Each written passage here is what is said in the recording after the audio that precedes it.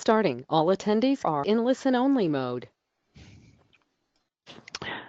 Okay, good morning, everyone. Welcome to 2019 AEE Chapter Webinars. As you know, this is the month of January, so we're starting off and running just a tad behind. Had a few technical difficulties this morning, but thanks to Sharon, we've got that all worked out. We've got a pretty fast-paced agenda this morning, so let's get right into it. We'll start off. I'm going to give you a summary of the agenda. We're going to start off with Miss Ruth Whitlock, going to give us a little bit of an AEE update. I'll then turn it over to Robert Arrow, who will introduce our speaker, who will be talking about remote meeting broadcast. In other words, how to have chapter meetings and include people who aren't physically able to get there. A lot of chapters have a lot of distance around that they cover with their chapter base, and this is going to be pretty interesting. Then we're going to do a closing. So at this point in time, Miss Ruth Whitlock will join us, and she will talk about a little bit of an AEE update. Ruth, would you take it over, please? Thank you, Bob. Good morning, everybody. Thank you for being here today. Earlier this week, I sent you an email, and in that message, I mentioned some changes we're undergoing. I'd like to give you a little more background information about those changes. At the end of the year, the Fairmont Press, our training partner, unexpectedly closed its doors after doing business for 40-plus years as AE Seminars, handling our training courses in the U.S., and as AE Exhibits, running the expo portion of our shows. Because the Fairmont Press owned the names WEC, GlobalCon, and EMC, we have changed the names of our shows to AEE World, AEE East, and AEE West. Rest assured, these shows will continue as in the past, bringing you the best energy conferences and trade shows to be found anywhere in the world. When the Fairmont Press closed down the business, they canceled any seminars in the U.S. that had been scheduled for 2019. However, we at AE have made the decision to do all training ourselves, and we're in the process of developing updated training materials. We're now working with instructors and venues to set a schedule as close to the previous one as possible. Some courses will be ready sooner than others, but we hope the complete schedule for the year will be final sometime in February. When it is, you'll be sent an email message with that information, and it will be posted on the AE website. We'd like to ask you a favor. If before the end of the year, your chapter or company had scheduled an in-house seminar for 2019, we'd like you to send us a message telling us which course and the dates. Then we'll move that up to the top of the list as we plan the schedule. Also, if you've tried to contact somebody with an aeecenter.org email address and you've not had a response, would you please let us know? We'll follow up with you as quickly as possible. If you want to know who in this office has a functioning aeecenter.org email address, look under the Staff tab on the AE website. Anyone not shown here is not receiving your messages, so please contact us as soon as possible. To wrap up, this transition is, of course, taking some time to work through. We want you to know how much we appreciate your patience the next couple of months as we get the details worked out. This webinar wasn't planned to include this information, but we did want to bring you as up to date as we could right now. If you have questions, feel free to contact us. Thank you, Bob, for allowing us this time. Absolutely, Ms. Ruth, and thank you very much for the quick update. We'll be sharing more information as more information becomes available, and we can use these broadcasts to as part of that informational sharing, if that works for you, Ms. Ruth. Sure does. Thank you so much. Okay, let's move on over to Robert Arrow. Robert is going to introduce our speaker for today. Robert, if you're online, go ahead and take over. Good morning, everybody. My name is Robert Arrow. We have a speaker who's going to be speaking on remote access meetings. This is actually kind of similar to these webinars we currently have through AEE. Our speaker will be Mr. Jaitin Gautam. He is a Senior Program Manager for utility-sponsored demand-side management programs. He has more than 10 years of experience in demand-side management programs, performance contracting, HVAC design, and renewable energy. He is a licensed professional engineer in Oklahoma. He holds a CEM, CMVP, DGCP, and LEED AP certifications. He is also the current president of the Oklahoma AEE chapter. So, Jaitin, please proceed.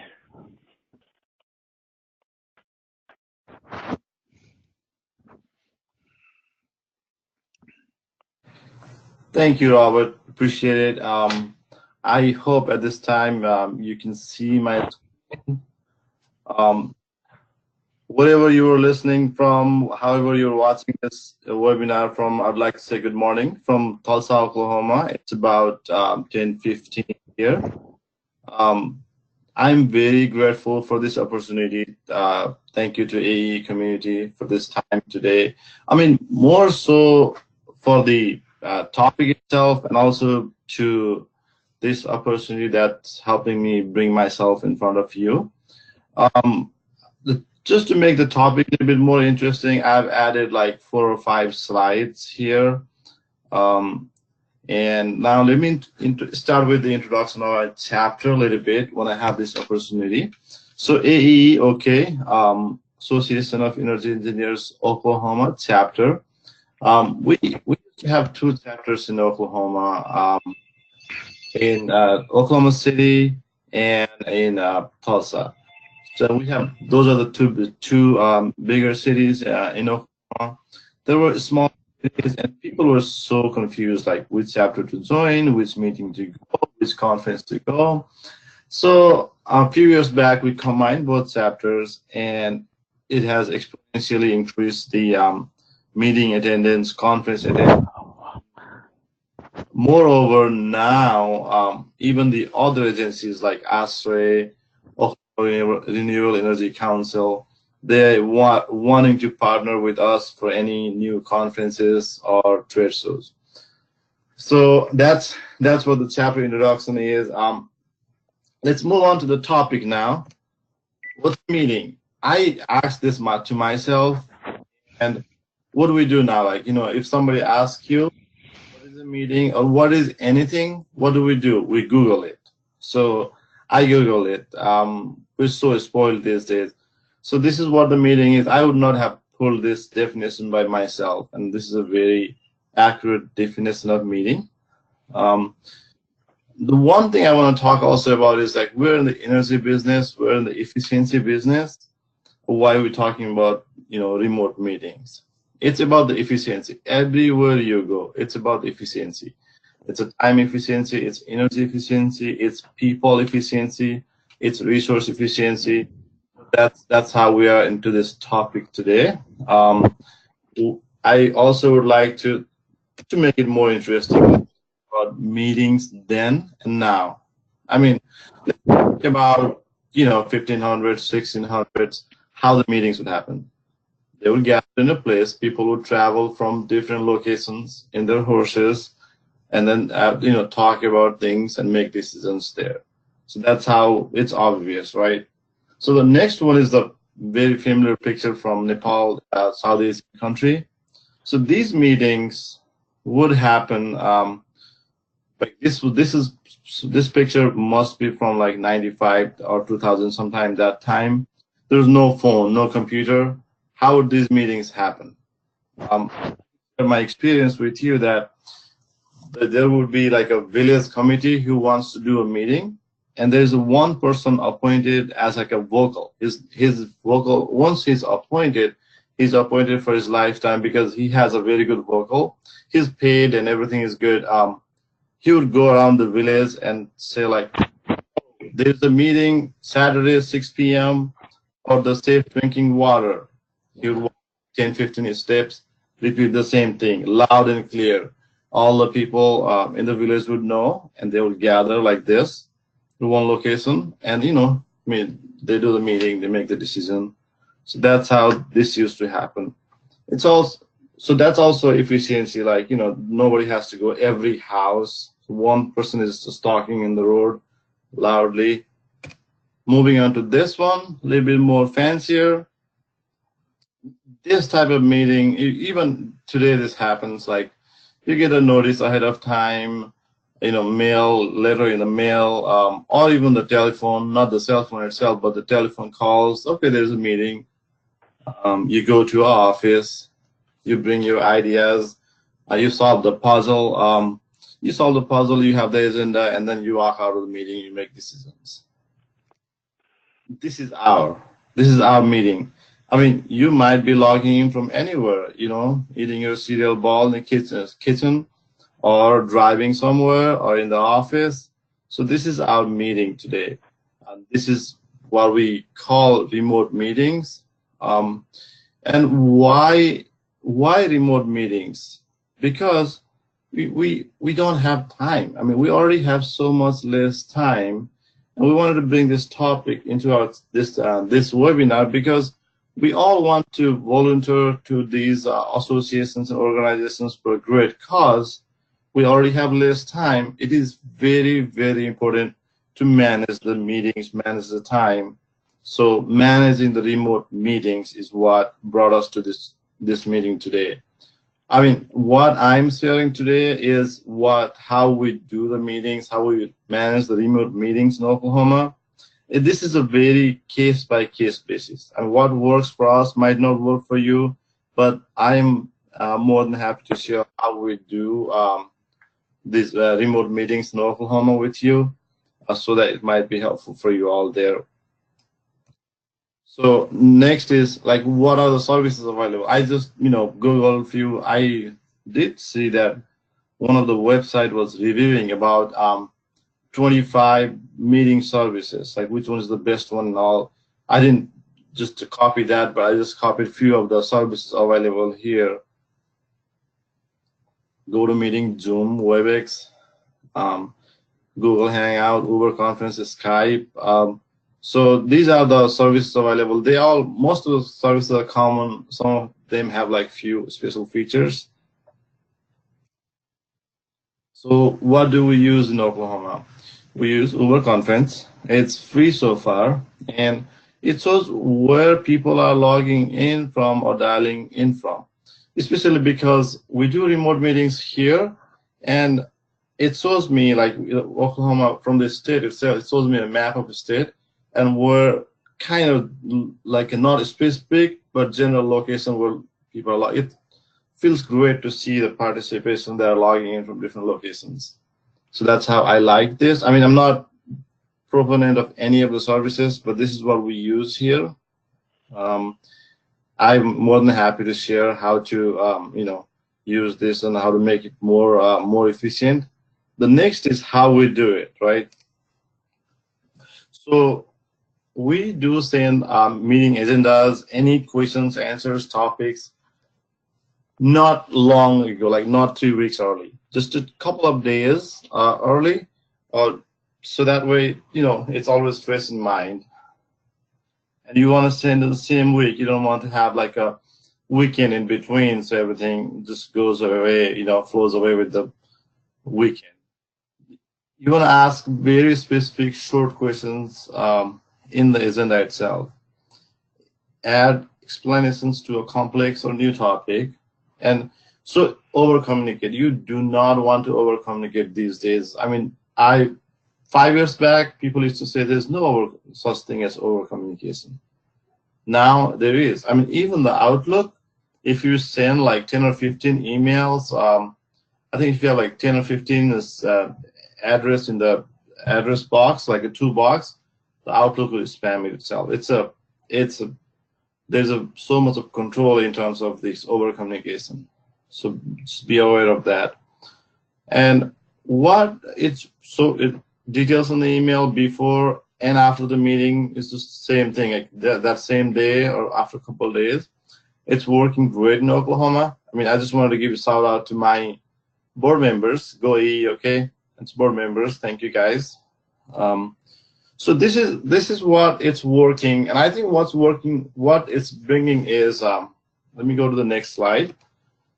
So how to make it work better? Basically, make it easy, make it very accessible, cell phone, computers, even any other phones. Make them aware and informed ahead of time, like no surprises at all. Ask questions and give them power to make decisions in the email. So what this does is this gives them an freedom, like, okay, if I don't attend also, I have power to make decisions. So when people have freedom, they tend to attend the meetings, believe it or not. If you ask someone, hey, there's a meeting, it's up to you, these are the things we're going to talk about, that's the one way to ask. They all, hey, there's a meeting, you have to attend it. I mean, this is a voluntary, work we're doing. So think about it. Today it is a millennials world. I mean, they want more freedom. Everybody wants more freedom. Everyone wants it to be easy. Like, I want my grocery to be delivered. I want Uber Eats to bring my foods. So it's more on the organizer part. Like, I organize these meetings. So it might not be fair, but it's my part to make it easy, accessible, for that meeting to be successful. So I think for any of these remote meetings, management, anything to be successful, the organizer has to be very, very careful, cautious about all of these items I talked about. And I think that giving more freedom brings more people into the meetings and makes the meeting successful. That's how we think, and it has been working so far. I'd love to hear more ideas from you guys, wherever you are, how it's working out, and if you want to learn more about how you want me to help you set up these meetings and all, I'm happy to talk about it. If you have more questions, I just put my email in the screen. And I know this topic is simple but very sensitive topic, and very important topic.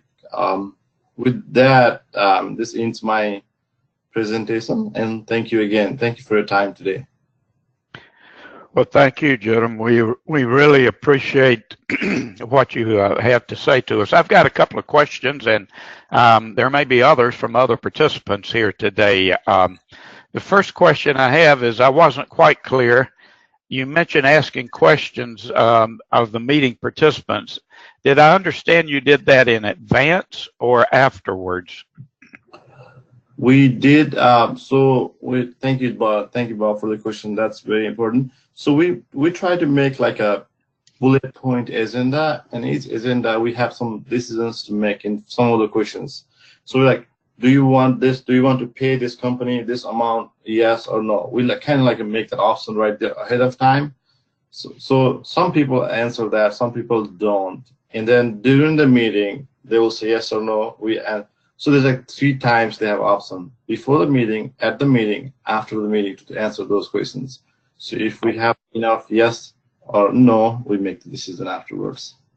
Okay, all right, that's great. And the other question is kind of a general question, but have you noticed an increase in attendance at your chapter meetings by using this process? Absolutely. Thank you so much for that. I did not know. We used to do the in-person meeting all the time, but with this, it has increased the participation a lot. Okay, I know a lot of the chapters out there, including the chapter that I'm a member of here in Huntsville, Alabama, has considered doing remote meetings, broadcasts for the meetings, and I've participated in some other chapters that have done it. Those that have done it seem to be satisfied that it's working pretty well. It sounds like you're pretty satisfied too, Judum. It is. I wanted to add one more thing, is because we wanted to expand our membership, our board members, to different regions in the state, not like only one small city. So because of that, if we want to do a physical, like an in-person meeting, it involves travel, 2 or 3 hours travel from remote locations. It's very inconvenient. So this surely has worked a lot, better in our situation, for sure. Absolutely. I can certainly see a immediate application whenever your membership base is spread out over a large area. Judum, thank you very much for your presentation and your information today. I really do appreciate it. And we're going to move on with our agenda today. The we finished the broadcast, remote meeting broadcast presentation, and now we're into the closing part of our meeting today.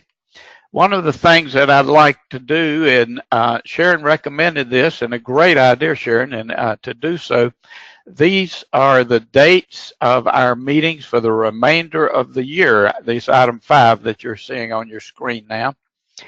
And February 28th, March 28th, etc. As you scan down to the months of September, November, and December, you notice that they're in red font. And the reason for that is that we normally have our meetings on the 4th Thursday at 10 a.m. Central, either Standard Time or Central Daylight Time, depending on what time of the year we're at.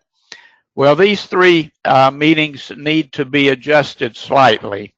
The date of those meetings, not the time. And the reason is given there: Christmas, Thanksgiving, and the AWE World, which was formerly WEC, as addressed by Ms. Ruth Whitlock earlier today. So these are the meeting dates. These are the times when we'll be having our meetings in the future. We're always, and I underscore the word and capitalize the word always, looking for meeting topics. And anybody out there that has a topic for a meeting that would like, either you would like to talk about or you would like to hear talked about, what we'd like for you to do is give us that information. You can send it to Sharon, you can send it to me, send it to Miss Ruth. I think she probably didn't mind sending it on to us, and we'll be glad to work that into our broadcast. We want these to be worthwhile and beneficial to you. Today we've got a fairly large audience compared to some of those, so I'm taking that as a good sign for FY19 as we move into it. I want to go around real quick and see if there's anyone that on the line that has been a presenter today that has any last comments. Ruth Whitlock, if you don't mind, I'll start with you. No, but I know there are a number of chapters that will benefit from this presentation, and I think I'm going to send a message to them. And I'm wondering, can we get that presentation so we can forward it on, or could we refer them to you, Jenton, so they can see this information? I know some of the chapters in the states that cover quite a large area would really like to have this in case they're not on the webinar today. Absolutely. I'll send this to Sharon after the meeting. Perfect. Thank you so much. That's great. And Jentum's email, as I remember, was Jentum was on the last slide there, so there is a point of contact there that those that would be interested in learning more from him can reach out to him. Very good, Ruth. Very good comment. Sharon, I'll go to you next. Have you got anything that you'd like to add today? Just a couple of very quick things, Bob. When you were sharing the dates for the webinars, we were not seeing your screen. So I've shared my screen, so hopefully everybody can see that.